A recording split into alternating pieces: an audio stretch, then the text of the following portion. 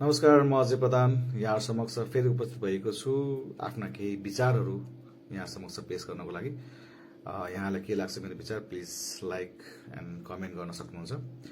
र अहिले आज 2082 असोजको 9 गते आज प्रधानमन्त्री सुशीला कार्कीबाट देशवासीको नाममा सम्बोधन पनि आएको छ। नयाँ कुरा त खासै छैन हैन, तर मुख्य कुरा भनेको फागुन 21 गते चाहिँ चुनाव गर्ने भन्ने नै हो मुख्य विषयवस्तु। किनकि यो अन्तरिम सरकार हो। अब यो सरकारले त्यस्तो धेरै ठुलो चाहिँ कार्य पनि महत्वाकांक्षी योजना पनि बनाउन मिल्दैन, कार्य गर्न पनि मिल्दैन। यो सरकारको म्यान्डेट भनेको चुनाव गर्ने मात्रै हो हैन, निष्पक्ष रूपमा चुनाव गर्ने हो। अब चुनावको विषयमा कुरा गर्दाखेरि चाहिँ निर्वाचन आयोगले अहिले फेरि यो मतदाता नामावलीमा एकपल्ट नाम चेक गर्नु भनेर आइसकेको छ सूचना।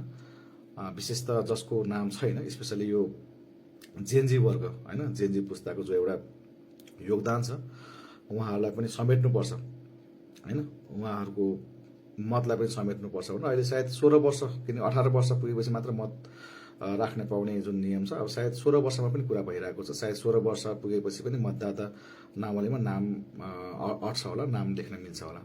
साथै विदेशमा रहनुभएका अब नेपाली दिदीभाइ तथा दाजुभाइहरूमा पनि त्यो मतदान गर्ने अवसर पनि कुरा भइरहेको छ। सायद यो चुनावमा मिल्छ पनि होला, जुन सकारात्मक कुरा छ। आज मैले यहाँ समक्ष केही राख्न मन लागेको कुरा चाहिँ के भन्दाखेरि निर्वाचन हैन, नेपालको पछिल्लो एउटा निर्वाचनको इतिहास के छ भन्ने विषयमा थोरै यहाँ समक्ष सेयर गरौँ भन्न हो। राणा शासन त हामी सबैलाई थाहै छ। 2007 सालमा राणा शासनको अन्त्य भयो। त्यो बेलामा एउटा बहस थियो। 2007 सालको राणा शासन अन्त्य हुने समयमा एउटा बहस के थियो भन्दाखेरि संविधान सभाको निर्वाचन गरौँ। त्यो बेलामै बहस थियो। अब त्यो आन्तरिक कुराहरू छन् त्यो बेलामा जुन सम्पन्न भएन। त्यसपछि एउटा लामो समयपछि 2015 सालमा हैन, 2015 सालमा नेपालको पहिलो आम निर्वाचन भएको थियो, जसबाट नेपाली कांग्रेसले अभियसली ठूलो दल बने र बीपी कोइराला नेपालको पहिलो निर्वाचित प्रधानमन्त्री बीपी कोइराला बन्न सफल भयो। र प्रत्येक संसदीय निर्वाचनको एउटा म्यान्डेट हुन्छ 5 वर्ष हैन, 5 वर्ष सरकार चलाउने। त त्यो 5 वर्ष त टिकेन। 17 साल 15 सालमा चुनाव भयो। 17 साल 2 वर्षपछि फेरि राजा महेन्द्रले कु गरे, अर्थात् अधिकार आफ्नो हातमा लिए र सम्पूर्ण यो बहुदलीय व्यवस्था नै चाहिँ के गरे भने त्यो कोल्याप्स भयो हैन, विघटन गरिदियो। त्यसले एउटा दुर्गामी असर चाहिँ के पर्छ भन्दाखेरि नेपालको लोकतान्त्रिक आचरण, नेपालको लोकतान्त्रिक व्यवहारमा चाहिँ ठूलो समस्या पर्छ। किनकि मान्छे नागरिकको अधिकार भनेको चाहिँ खानु बस्नु मात्रै होइन के हैन, नागरिकको अधिकार, मौलिक अधिकार भनेको धेरै कुराहरू हुन्छ। नागरिकको सर्वाङ्गीण विकास हुनुपर्छ हैन, सूचनाको हक हुनुपर्छ, सम्पत्तिको हक हुनुपर्छ, स्वतन्त्रताको हक हुनुपर्छ। त्यो कतिपय मौलिक हकहरू त्यो बेलामा राजाको प्रत्यक्ष शासनमा चाहिँ त्यो हकहरू चाहिँ के भएको थियो भने त्यसको चाहिँ अब के भन्नु, किडन्याप हैन, अपहरण जस्तो भएको थियो लामो समयसम्म। किनकि मलेसिया, सिङ्गापुर लगायतका देशहरू जुन टेक्निकली भन्दाखेरि हामीभन्दा अलिकति पछि नै थिए आर्थिक अवस्थामा है, तर उहाँहरू एकदमै धेरै अगाडि फड्को रूपमा एकदमै छिटो चाहिँ उहाँहरू विकास को कार्यहरू भयो त्यो देशमा। आज त अब धेरै नै माथि छ हामीभन्दा। तर हाम्रो देशमा चाहिँ एउटा राष्ट्रियताको नाम लिएर चाहिँ लामो समय चाहिँ राजा महेन्द्रको शासन भयो। 37 सालमा जन्म संग्रह पनि भएको थियो। अब त्यो पनि त्यति चाहिँ अब निष्पक्ष थिएन भन्ने पनि हल्ला हुन्छ। र फाइनली 2046 सालको आन्दोलनपछि राजा वीरेन्द्रले फेरि बहुदलीय व्यवस्था पुनर्स्थापना गरेपछि 2047 सालमा जुन नेपालको दोस्रो निर्वाचन थियो, 47 सालमा निर्वाचन भयो। अभियसली फेरि ठूलो दल नेपाली कांग्रेस। 48 सालमा निर्वाचन भयो र 48 सालको निर्वाचनको म्यान्डेट पनि 5 वर्ष थियो। त्यो 5 वर्ष पनि टिकेन हैन। फेरि 2051 सालमा मध्यावधि निर्वाचन भयो, जुन अहिले हुन लागेको निर्वाचन छ।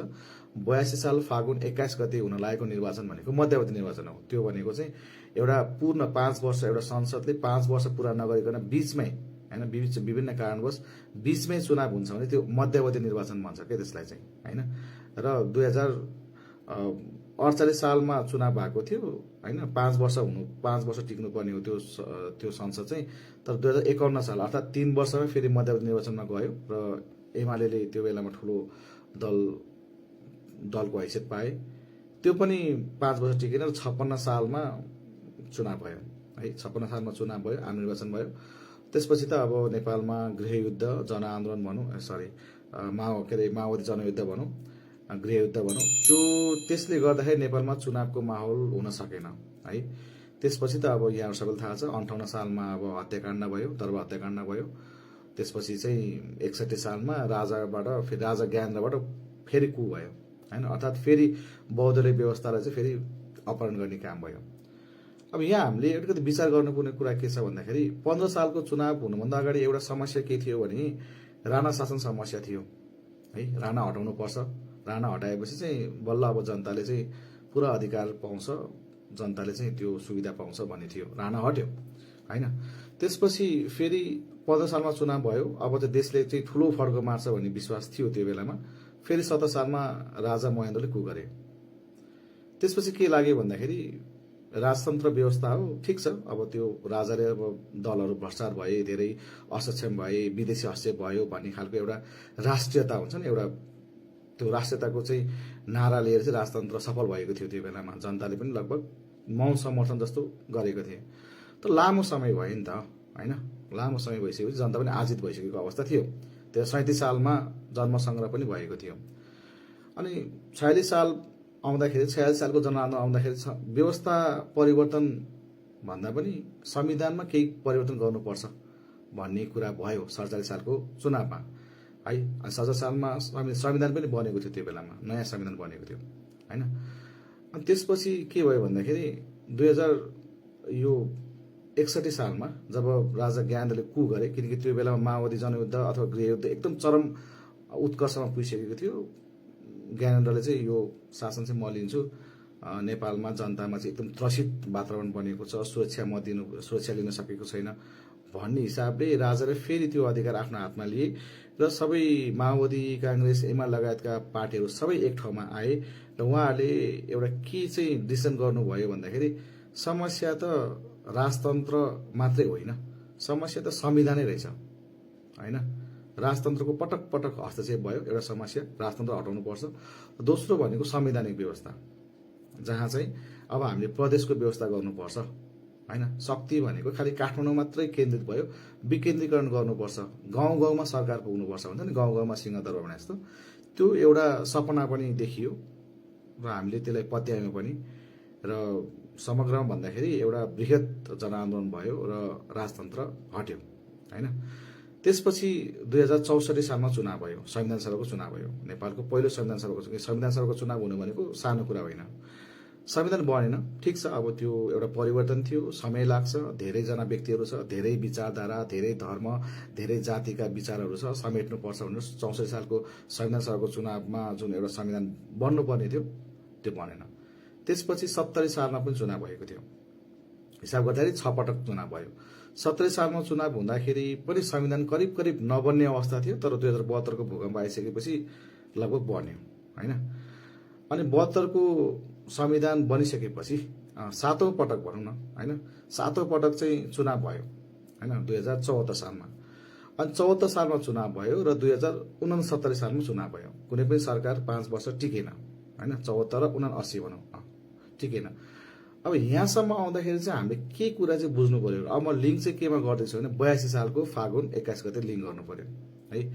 अब समस्या के हो त? एक समयमा समस्या राणा शासन थियो, हट्यो हैन। एक समयमा समस्या थियो राजतन्त्र पनि हट्यो। एक समयमा समस्या थियो नेपालमा अधिकार भनेको काठमाडौँ मात्रै भयो, अब प्रदेशतिर जानुपर्छ, प्रदेशको निर्माण गर्नुपर्छ, जनताले अधिकार घर घरमा पाउनुपर्छ, प्रदेश पनि बनेको छ हैन। अब समस्या के हो त? तपाईहरुलाई लाग्दैन समस्या के हो? समस्या भनेको त्यो पुरानो पार्टीहरू हो के, पुरानो दलका नेता हो, अनि त्यही व्यवस्था हो। अनि हामी फेरि पनि फागुन 21 गतेको जुन चुनाव हुँदैछ नि, त्यसमा पनि फेरि त्यही पार्टी आउँदैछ, त्यही व्यवस्था आउँदैछ। अनि म चाहिँ भोट कसलाई दिने भनेको हैन? म भोट अब कसलाई दिने? फेरि पुरानो पार्टीलाई दिने? त्यसपछि जेएनजीको यो आन्दोलनको त खै त्यसको त कुनै औचित्य नै भएन। त्यो नयाँ पार्टी खोइ त नयाँ पुस्ता, नयाँ पार्टी खोइ अहिलेसम्म कुनै प्रचार छैन। म अब भोट कसलाई दिने?